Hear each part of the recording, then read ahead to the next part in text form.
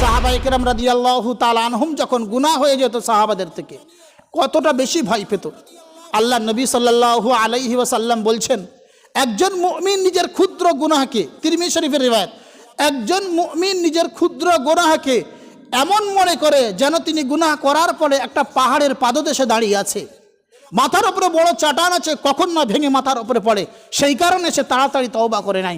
আর একজন কাফির ফাজির গুনাহগার নিজের গুনাহকে এত হালকা মনে করে, গুনাহ করার পরে মনে করে যে নাকে একটা মাছি বসছিল যেন উড়িয়ে দিয়েছে। সাহাবায়ে কেরাম রাদিয়াল্লাহু তাআলা আনহুমদের দ্বারাই ছোট্ট ছোট্ট গুনাহ হয়ে গেলে আল্লাহ নবী সাল্লাল্লাহু আলাইহি ওয়াসাল্লামের কাছে এসে কান্নাকাটি শুরু করে দিতেন। হযরত মাইজা আসলামী রাদিয়াল্লাহু তাআলা আনহু সম্পর্কে আপনারা জানেন, মাইজ বিন মালিক আল আনসারী রাদিয়াল্লাহু তাআলা আনহু আল্লাহ রাসূলের প্রখ্যাত সাহাবী ছিলেন, গরীব সাহাবী ছিলেন, দিন মজুর ছিলেন, একজন মানুষের বাড়িতে দারওয়ান ছিলেন, দারওয়ানি করতেন, বৈবাহিক জীবনযাপন করতেন, দারওয়ানি করতেন। দারওয়ানি করতে করতে করতে করতে হঠাৎ সেই বাড়ির কোনো মহিলার সঙ্গে জেনা হয়ে গিয়েছে। সাহাবীরা ইচ্ছাকৃতভাবে জেনা করতেন না, বরং শয়তানি প্রলোভনে ওয়াসওয়াসায় পড়ে জেনা হয়ে গেলে সঙ্গে সঙ্গে তাদের নূরে ঈমান এত পাওয়ারওয়ালা ছিল, আল্লাহর কাছে সমস্ত সাজা গ্রহণ করার জন্য প্রস্তুত হয়ে যেত। মাইজে আসলামী রাদিয়াল্লাহু তাআলা আনহুর দ্বারা যখন জেনা হয়ে গেল, পৃথিবীর কোনো মানুষ জানে না, পৃথিবীর কোনো মানুষ জানে না, কোনো সাক্ষী নাই, কেউ নাই, যে দুজন জেনা করেছে সেই দুজনেই জানে, দুজন ছাড়া আর অন্য কেউ জানে না। এই রিওয়ায়াতটাকে ইমামে বুখারী রাহমাতুল্লাহ আলাইহি বুখারী শরীফের মধ্যে, অনুরূপভাবে ইমাম মুসলিম রাহমাতুল্লাহ আলাইহি মুসলিম শরীফের মধ্যে এবং সিহায়ে সিত্তার প্রতিটা কিতাবের মধ্যে রিওয়ায়াতটাকে নিয়ে আসা হয়েছে। জেনা হয়ে গিয়েছে, জেনা থেকে ফারিগ হওয়ার পরে সঙ্গে সঙ্গে মনে পড়ে গেছে, ইস আমি কি করলাম, এটা তো গুনাহের কাজ, এটা তো আমার দ্বারাই সম্ভব ছিল না, কিন্তু আমি তো একজন বিবাহিত মানুষ, আমার যদি জেনা যদি সাক্ষী প্রমাণ হয় তাহলে আমাকে পাত্রাঘাত করে মারা হবে, কিন্তু আমি এই মারটা সহ্য করব নাকি আখিরাতের আগুন সহ্য করব। সঙ্গে সঙ্গে মাইজা আসলামী রাদিয়াল্লাহু তাআলা আনহুর নূরে ঈমান এত পাওয়ারওয়ালা ছিল, সঙ্গে সঙ্গে তিনি ওখান থেকে দৌড় দিয়েছেন, আল্লাহ নবী সাল্লাল্লাহু আলাইহি ওয়াসাল্লামের দরবারে এসে পৌঁছালেন। আল্লাহ নবী সাল্লাল্লাহু আলাইহি ওয়াসাল্লাম সাহাবায়ে কেরাম রাদিয়াল্লাহু তাআলা আনহুমদের নিয়ে মজলিস করছিলেন। ইতিমধ্যে হযরতে মাইজা আসলামী রাদিয়াল্লাহু তাআলা আনহু এসে বলছেন, ইয়া রাসূলুল্লাহ, ইয়া হাবিবাল্লাহ, তাহিরনি, আয় আল্লাহর হাবিব আমাকে পবিত্র করে দেন। মাইজা আসলামী রাদিয়াল্লাহু তাআলা আনহুকে সম্বোধন করে আল্লাহ রাসূল সাল্লাল্লাহু আলাইহি ওয়াসাল্লাম বললেন, ফিমা উতাহিরুকা ইয়া মাইজ, আই মাইজ, এমন কোন গুনাহ থেকে তোমাকে পবিত্র করব, এমন কোন জিনিস থেকে তোমাকে পবিত্র করব। মাইজা আসলামী রাদিয়াল্লাহু তাআলা আনহু বলছেন, ইয়া রাসূলুল্লাহ, ইন্নী কদ জানাইতু। ইন্নি এটাও তাকিদের শব্দ, গুরুত্বের শব্দ, কদ এটাও গুরুত্বের শব্দ, দুটো শব্দ দিয়ে বলছেন, ইন্নি কদ জানাইতু ইয়া রাসূলুল্লাহ, আয় আল্লাহর হাবিব আমি জেনা করে নিয়েছি।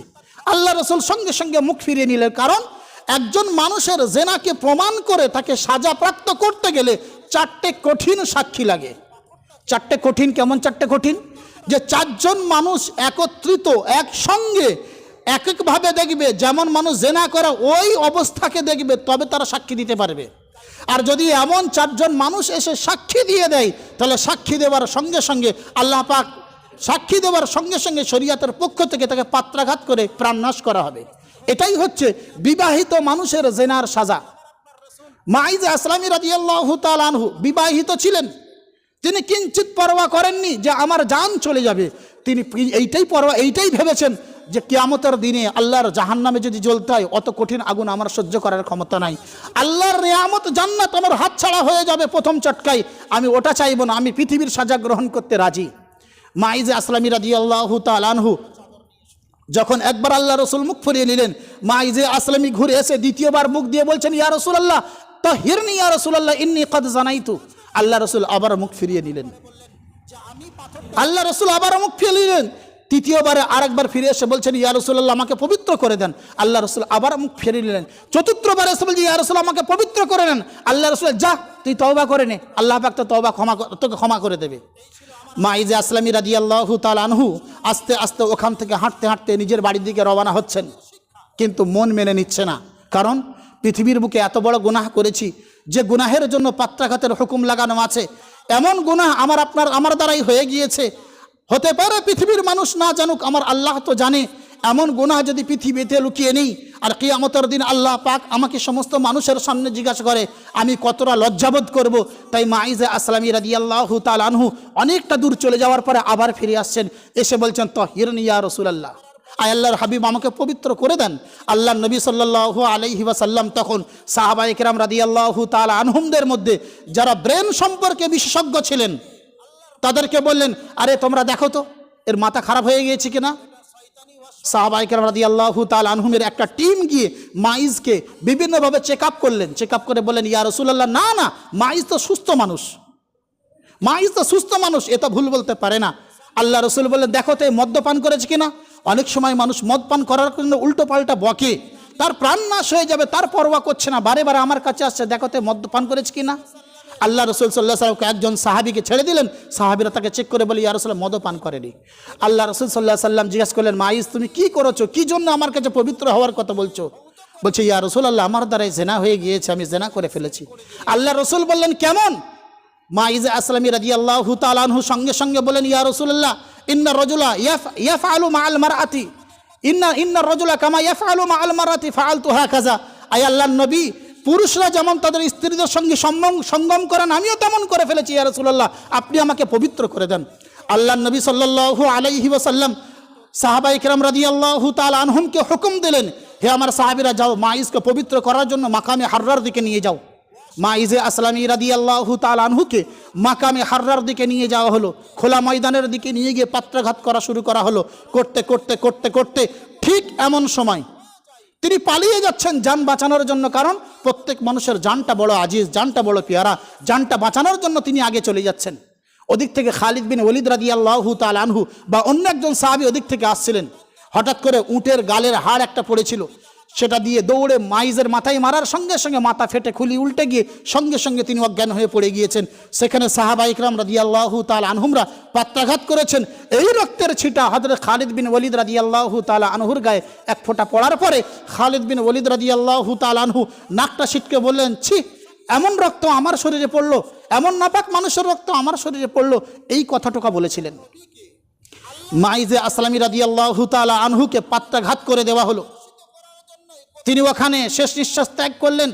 সাহাবায়ে কেরাম রাদিয়াল্লাহু তাআলা আনহুমরা দাফন কার্য সেরে আল্লাহ রসুলের মজলিসে পরের দিন উপস্থিত হয়েছেন। উপস্থিত হয়ে একজন সাহাবী পুরো হিস্ট্রিটা আল্লাহ রসুলের সামনে তুলে ধরে বলছেন, ইয়া রাসূলুল্লাহ, ইয়া হাবিব আল্লাহ, আমরা যখন মাইজকে পাথর মারছিলাম একটা একটা পাথরের আঘাত তার গায়ে লাগছিল, আর সে নিজের জান বাঁচানোর জন্য দৌড়ে চলে যাচ্ছিল। ইয়া রাসূলুল্লাহ, সেই সময় আমাদের উপরে মায়া আসছিল যে আমরা মাইজকে ছেড়ে দিই, কিন্তু আল্লাহর হুকুম ফালা তাখুযুহুম রাফাতান ফি দীনিল্লাহ, আল্লাহর হুকুমের বিষয়ে, আল্লাহর ফায়সালার বিষয়ে কোনো মানুষ নরমি করতে পারবে না। এই আয়াতটা বারে বারে আমাদের মনে আসছিল, তাই আমরা তাকে ছাড়তে পারলাম না।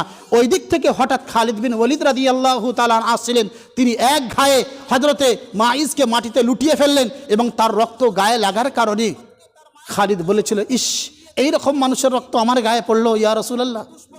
আল্লাহর হাবিব সাল্লাল্লাহু আলাইহি ওয়াসাল্লাম সেই দিন মাইজে আসলামী রাদিয়াল্লাহু তাআলা আনহুর কথা শুনে, তানার পালানোর কথা, তানার তওবার কথা শুনে ঝরঝর করে কেঁদেছেন আর বলেছেন, ও আমার সাহাবীরা শুনে রাখো, তোমরা কি জানো মাইজ কত বড় তওবা করেছিল। হে খালিদ, তুমি যে এত বড় কথা বলেছো, তুমি কি ভেবেছো একবারও যে মাইজ কত বড় তওবা করেছে? যদি মাইজের তওবাটা, মাইজের একার তওবাটা পুরো মদিনাবাসীর ওপরে বন্টন করে দেওয়া হয়, তো আল্লাহ পাক পুরো মদিনাবাসীর গুনাহকে ক্ষমা করে দেবে, সুবহানাল্লাহ। হাজিরিনে মজলিস, গুনাহ এত ভয়ঙ্কর জিনিস ছিল সাহাবায়ে কেরামদের কাছে।